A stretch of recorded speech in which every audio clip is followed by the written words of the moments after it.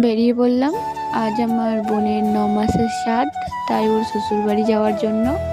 এই যে চলে এসেছি, এটা হচ্ছে বেলমুড়ি স্টেশন, যেটা খুবই সুন্দর, তোমরা দেখতেই পাচ্ছ। ৯ মাসের শ্রাদ্ধ, তাই মিষ্টির দোকানে মিষ্টি নিতে চলে এসেছি। মেঘলা ওয়েদারে যা গরম, তাই একটা ম্যাঙ্গো ফ্রুটি নিয়ে নিয়েছি। এবার টিকিট কাউন্টারের দিকে এগোনো যাক।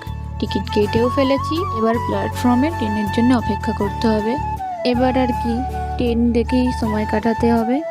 অপেক্ষার অবসান ঘটিয়ে আমাদের ট্রেনে চলে এলো। চলো এবার যাওয়া যাক। ট্রেনে উঠেই তো দেখি বৃষ্টির কারণে সব ট্রেনের সিটগুলো সব ভিজে গেছে। ট্রেনে বসতেই আমার প্রিয় খাবার আমলকি, যেটা দেখতে পেয়ে আমি কিনে ফেলেছি, আর একটু বিট নুনও চেয়ে নিয়েছি। এবার আর কি, ট্রেন থেকে এবার নামার সময় হয়ে গেছে, নেমেও পড়লাম। এবার কি, ওভারব্রিজ থাকতেও আমরা কি, যেখান দিয়ে শর্টকাট সেখান দিয়েই আমরা নামতে বেশি পছন্দ করি।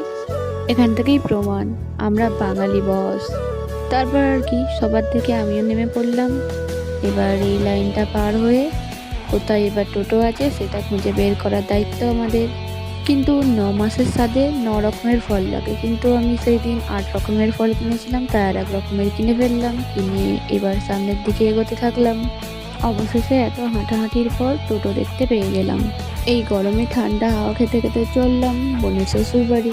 এই যে হাই রোড, যেটা দিয়ে আমি একটাও গাড়ি যেতে দেখতে পাইনি এখনো পর্যন্ত। তারপর একটা গ্রামের মধ্যে দিয়ে যাচ্ছিল টোটোটা, বলল এখান দিয়েই শর্টকাট।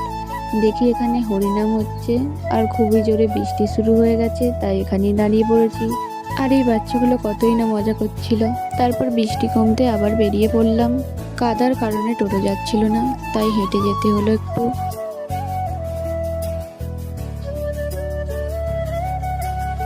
তারপরে আবার টোটোয় চেপে পড়লাম। আবার বোনের শ্বশুরবাড়ির পথে রওনা দিলাম। বোনেদের পাড়ার দুর্গা মন্দির ওটা। অবশেষে বোনের শ্বশুরবাড়ি পৌঁছালাম।